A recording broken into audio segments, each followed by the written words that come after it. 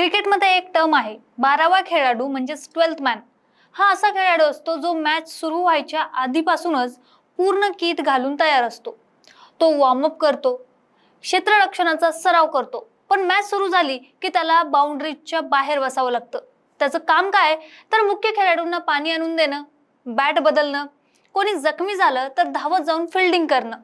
त्याच्या मनात आतून एकच खतखत असते की माझ्या टॅलेंट आहे, मी धावू शकतो, मी सिक्स मारू शकतो, मग कॅप्टन मला मुख्य 11 जणांमध्ये का खेळवत नाहीये.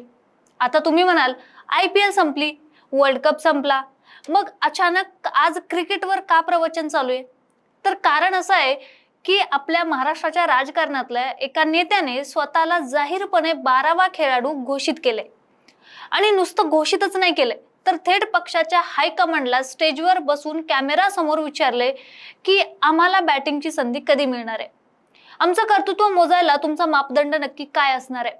होय, आपण बोलतोय बीडचे धनुभाऊ म्हणजेच राज्याचे माजी मंत्री धनंजय मुंडे यांच्याबद्दल.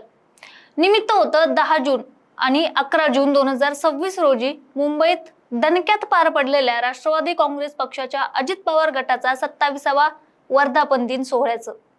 अजितदादांच्या अनुपस्थितीत झालेल्या या सोहळ्यात धनंजय मुंडेंनी आपल्या मनातील जी खदखद आणि सल होती ती बोलून दाखवली. त्याने पूर्ण महाराष्ट्राच्या राजकीय वर्तुळात विचार करायला भाग पडलाय. स्टेजवर बसलेले प्रफुल्ल पटेल, छगन भुजबळ, सुनील तटकरे आणि स्वतः सुनेत्रा पवार सुद्धा मुंडेंची ही गुगली पाहून चक्रावून गेले. पण खरी मजा तर पुढे आहे.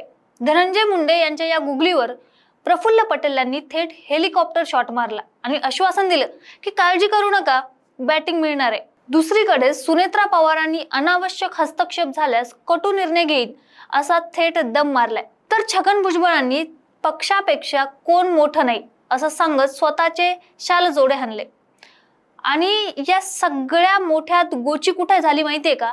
मुंबईत हे नाट्य रंगलेलं असताना धनुभाऊंच्या स्वतःच्याच बीड जिल्ह्यातील नेत्यांनी या सोहळ्याला थेट सामूहिक दांडी मारली. हा नक्की काय प्रकार आहे पण सगळा? अजितदादांच्या पक्षात अंतर्गत धुसबूक सुरू आहे का, की महायुतीच्या जागा वाटपावरून आणि आगामी विधानसभा निवडणुकींच्या तोंडावर ही प्रेशर पॉलिटिक्सची नांदी आहे? हे सगळं काही अगदी मुळापासून समजून घेणार आहोत व्हिडिओच्या माध्यमातून. त्यामुळे व्हिडिओ शेवटपर्यंत नक्की बघा. नमस्कार, मी पूजा आणि तुम्ही बघताय सत्य पे सत्ता. प्रश्न तुमचे, आवाज आमचा. तर मंडळी, आधी समजून घेऊया की धनंजय मुंडे नक्की काय म्हणाले आणि त्यांच्या या वक्तव्याचा टायमिंग काय होता. राष्ट्रवादी काँग्रेसचा हा 27वा वर्धापन दिन सोहळा पक्षासाठी अत्यंत महत्त्वाचा होता.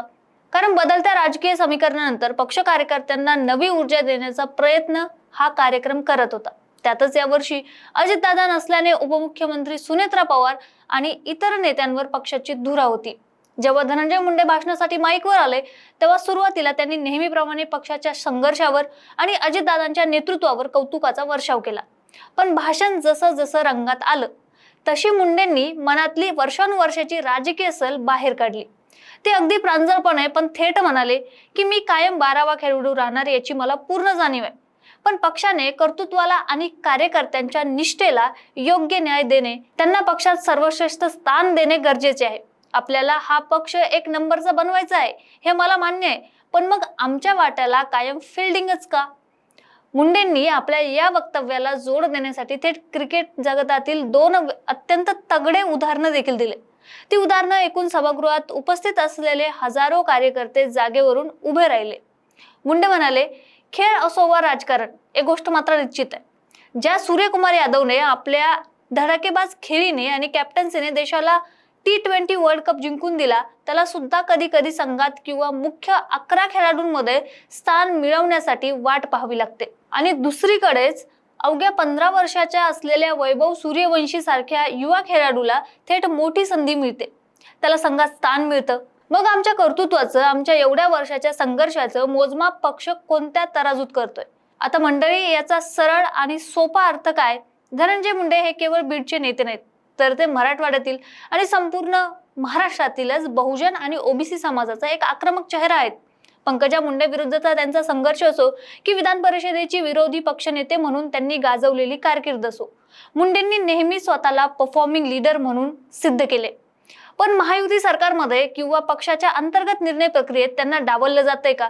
किंवा आगामी विधानसभेच्या जागा वाटपात अजितदादांच्या गटाला भाजप आणि शिंदेच्या शिवसेनेकडून मिळणाऱ्या वागणुकीमुळे त्यांच्या मतदारसंघात काही अडचणी निर्माण होते का, हा प्रश्न आता उभा राहतोय. आणि मग हीच खरी 12व्या खेळाडूची खदखद आहे. आता विचार करा, एवढ्या मोठ्या जाहीर व्यासपीठावर जिथे मीडियाचे सगळे कॅमेरे रोखलेले आहेत, तिथे पक्षाचा एक माजी मंत्री आणि आमदार उघडपणे नाराजी व्यक्त करतोय. स्टेजवर बसलेल्या वरिष्ठ नेत्यांचे चेहरे पाहण्यासारखे झाले होते. पण स्टेजवर राजकारणातले अत्यंत कासलेले आणि दिल्ली पातळीवर राजकारण केलेले दिग्गज नेते उपस्थित होते. ते म्हणजे प्रफुल्ल पटेल. प्रफुल्ल पटेलांना माहित होतं की जर मुंडेंच्या या गुगलीवर वेळीच कव्हर ड्राईव्ह नाही मारला तर मीडिया त्याच्या उलटसुलट बातम्या रंगणार आणि पक्षात फूट पडल्याच्या वावड्या उठणार. त्यामुळे जेव्हा प्रफुल्ल पटेल भाषणासाठी उभे राहिले तेव्हा त्यांनी अत्यंत चाणाक्षपणे वातावरण हलकं करण्याचा प्रयत्न केला. पटेल आपल्या भाषणात हसत हसत धनंजय मुंडेंकडे पाहत म्हणाले, धनुभाऊ, तुमचा इशारा आणि तुमच्या मनातील भावना, तुमच्या मनातील खदखद आम्हाला अगदी तंतोतंत समजली आहे. तुम्ही स्वतःला 12वा खेळाडू समजू नका. स्टेजवर उपस्थित असलेले आणि समोर असलेले सगळे खेळाडू आहेत आणि आपण सगळे एकाच टीमचे हिस्से आहोत. काळजी करू नका, तुम्हालाही लवकरच मैदानावर उतरून पूर्ण ताकदीने बॅटिंग करण्याची संधी दिली जाईल. पटेलांच्या या विधानावर सभागृहात एकच आशा पिकला आणि कार्यकर्त्यांनी घोषणाबाजी सुरू केली. पण आपण या विधानाच्या मागची क्रोनॉलॉजी आणि राजकारण समजून घेतलं पाहिजे की प्रफुल्ल पटेलांनी दिलेले हे आश्वासन केवळ धनुभाऊंना शांत करण्यासाठी होतं की आगामी काळात अजित पवार गटात काही मोठे फेरबदल होणार आहेत. तर सध्याच्या घडीला महायुतीमध्ये आगामी विधानसभा निवडणुकांसाठी जागा वाटपाची चर्चा सुरू आहे. अजित पवार गटाला सन्मानजनक जागा मिळवून देणं हे हायकमांड समोर मोठं आव्हान आहे. त्यातच लोकसभा निवडणुकीत बीडमध्ये जी राजकीय आणि सामाजिक गणिते बदलली त्याचा थेट परिणाम धनंजय मुंडेंच्या मतदारसंघावर आणि त्यांच्या राजकीय भविष्यावर सुद्धा होऊ शकतो. अशा वेळी मुंडेंना पक्षात आणि महायुतीत बॅटिंग म्हणजे महत्वाची जबाबदारी किंवा मुख्य भूमिका दिली नाही तर बीडमधील जागा राखणं अगदी अवघड जाईल. हे प्रफुल्ल पटेलांना देखील चांगलंच ठाऊक आहे. त्यामुळे हे बॅटिंगचं आश्वासन म्हणजे धनुभाऊंच्या पाठीवर दिलेली तात्पुरती थाप आहे की येणाऱ्या मोठ्या वादळाची नांदी आता येणारा काळच ठरवेल. या वर्धापन दिन सोहळ्यातली तिसरी आणि सर्वात मोठी हायलाइट म्हणजे उपमुख्यमंत्री सुनेत्रा पवार. निवडणुकीच्या रणधुमाळीनंतर सुनेत्रा वहिनी पहिल्यांदाच एवढ्या मोठ्या राजकीय मंचावर इतक्या आक्रमक आणि भावुक अंदाजात पाहायला मिळाल्या.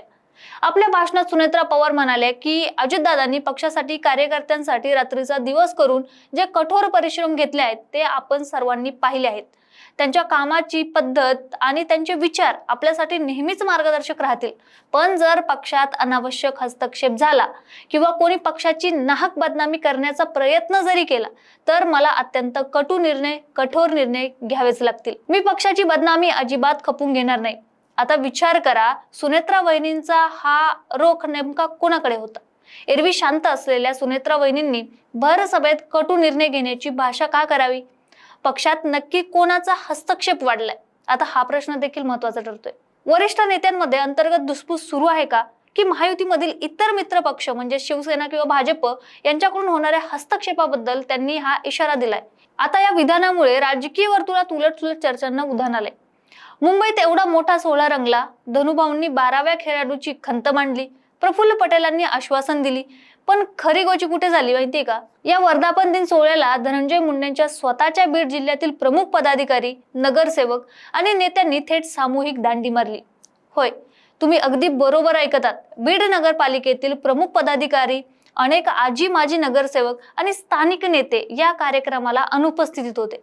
आता हे का महत्वाचं आहे ते समजून घ्या. बीड नगरपालिका आपल्या ताब्यात आणण्यासाठी स्वतः दिवंगत उपमुख्यमंत्री अजित पवारांनी बीडमध्ये 2 वेळा मोठ्या जाहीर सभा घेतल्या होत्या.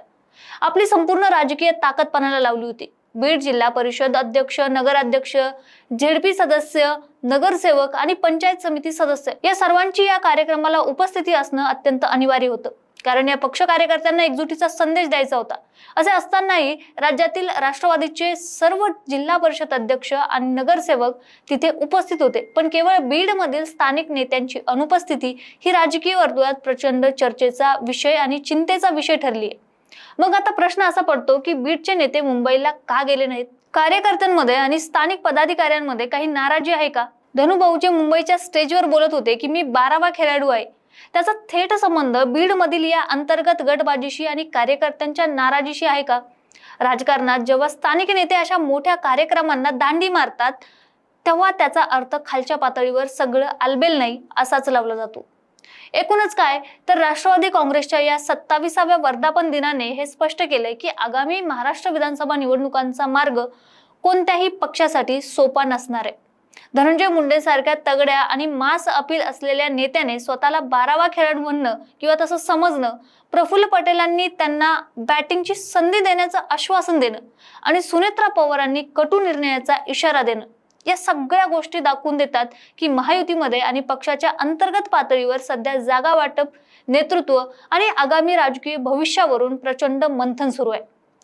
बीडमधील स्थानिक नेत्यांची अनुपस्थिती ही धनंजय मुंडेसाठी आणि पर्यायाने अजितदादांच्या गटासाठी धोक्याची घंटा ठरू शकते. कारण जर सेनापती मुंबईत लढत असेल आणि त्याची फौजच जिल्ह्यात थांबून असेल तर आगामी निवडणुकांची लढाई सोपी नसेल. पण मंडळी, तुम्हाला काय वाटतंय? धनंजय मुंडेंना खरोखरच पक्षात योग्य स्थान मिळत नाहीये का? त्यांना फिल्डिंग सोडून मुख्य बॅटिंगची संधी कधी मिळणार? आणि बीडच्या कार्यकर्त्यांची ही सामूहिक दांडी पक्षाला आगामी विधानसभा निवडणुकीत किती महागात पडू शकते? तुमची मतं खाली कमेंट बॉक्समध्ये नक्की सांगा आणि अशाच विश्लेषणासाठी बघत राहा सत्य पे सत्ता. प्रश्न तुमचे, आवाज आमचे. लग्न ठरलंय ना तुझं? आणि हे काय? अगं, मला पीसीओडीचा त्रास आहे. कधीतरी हे सासरी कळेलच ना.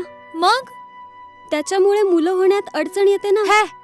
एकतर पीसीओडी इतका गंभीर आजार नाहीच आहे आणि त्यावर सोपा उपाय आहे. आपल्या ईशाला लग्नाआधी असाच त्रास होता. तिने डॉक्टर चाटेज होमिओपॅथी क्लिनिक मध्ये उपचार घेतले आणि तिला आता 2 मुलं आहेत. Doctor Chatej homeopathy clinic, side effect नसलेला होमिओपॅथीचा नैसर्गिक उपचार. 9545727107.